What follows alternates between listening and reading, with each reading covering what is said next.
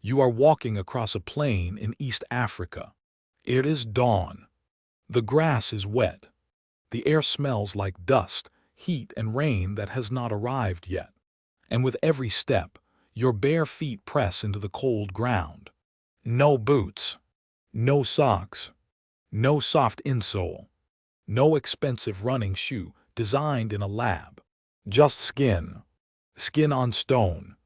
Skin on thorns. Skin on hot dirt, wet grass, gravel, mud, and the same earth that has been trying to injure feet for millions of years.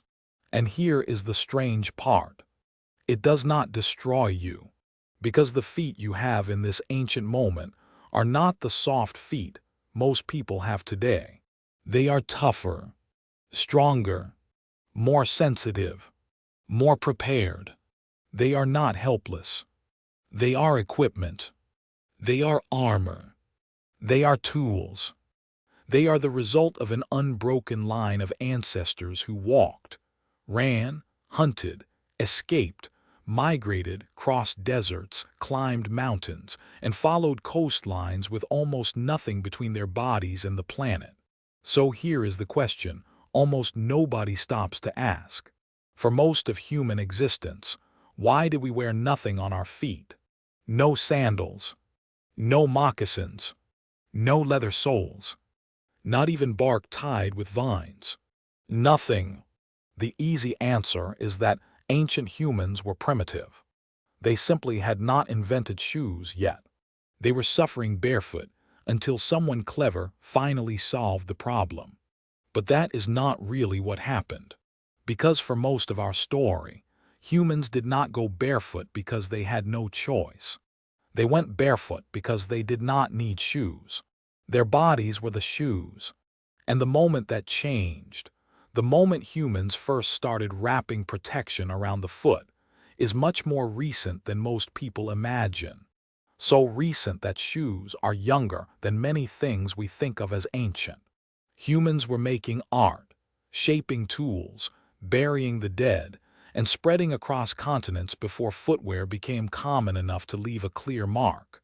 To understand why, you have to begin with the foot itself. The human foot is one of the strangest pieces of engineering in the body.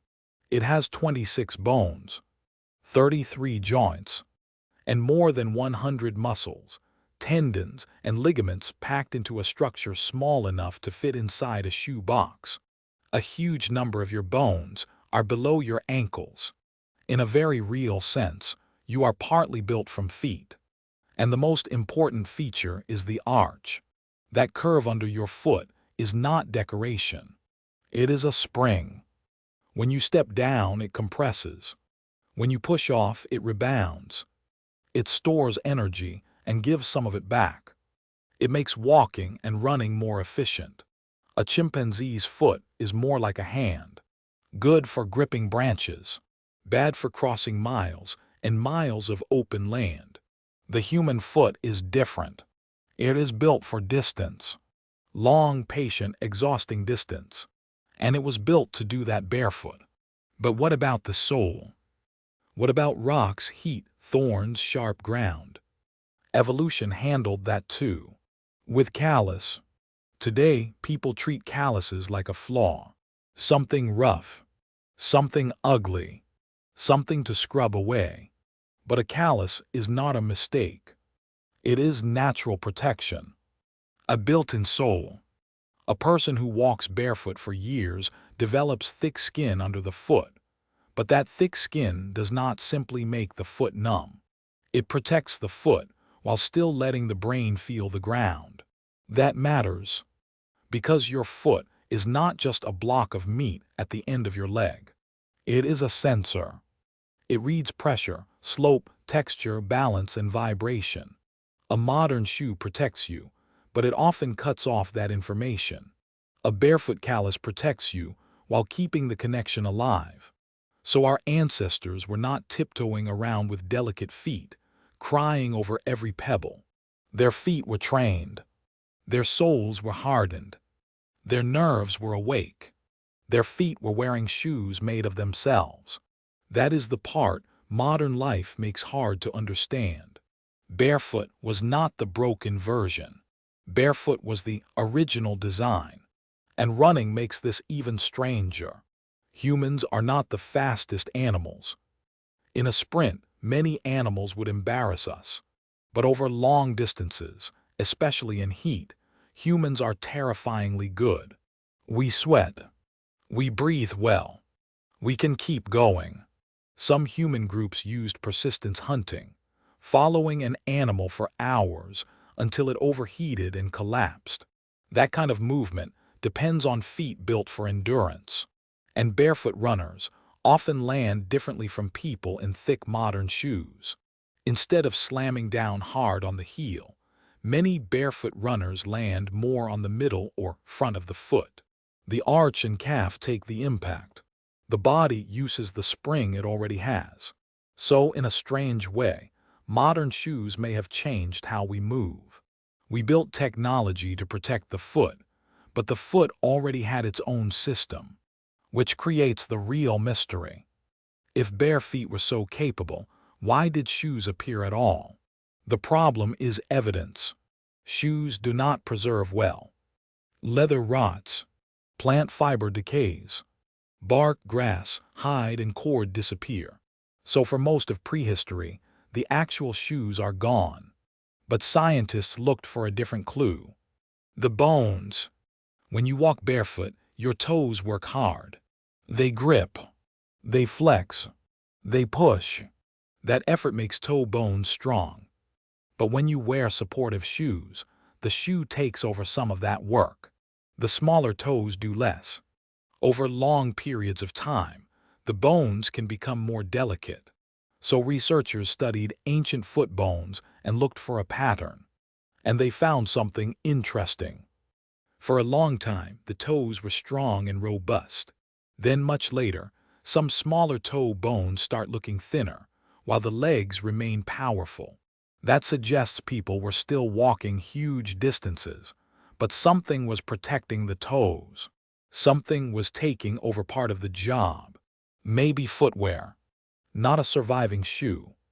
A shoe written into the skeleton.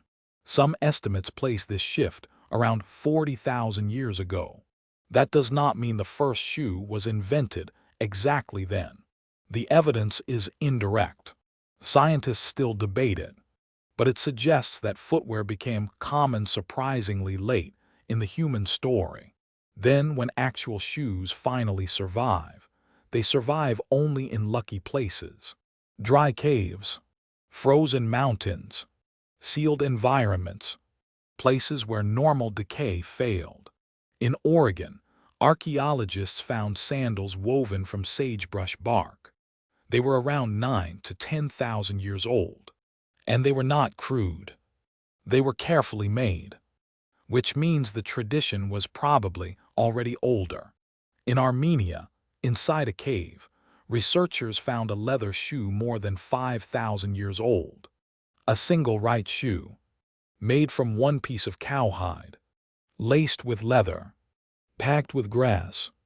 It looked shockingly familiar, not like a failed experiment, like a real shoe. Then there is Ötzi, the Iceman, who died in the Alps more than 5,000 years ago. He was wearing sophisticated mountain footwear. Hide, bark string, grass insulation, a Stone Age boot built for cold, rock, and ice. And that gives us the answer. Look at where the oldest surviving shoes come from. Deserts, caves, mountains, frozen landscapes, extreme places. Not the warm African environments where the human foot evolved. Shoes were not invented because feet suddenly failed. Shoes were invented because humans left the places their feet were designed for. We walked into snow, onto sharp rock, across freezing mud, through burning desert, into landscapes where bare feet could no longer do enough. The shoe was not an upgrade to a broken body. It was a passport, a tool that allowed a tropical animal to step into parts of the planet that were never meant for it. That is what makes shoes so fascinating. They are not just clothing.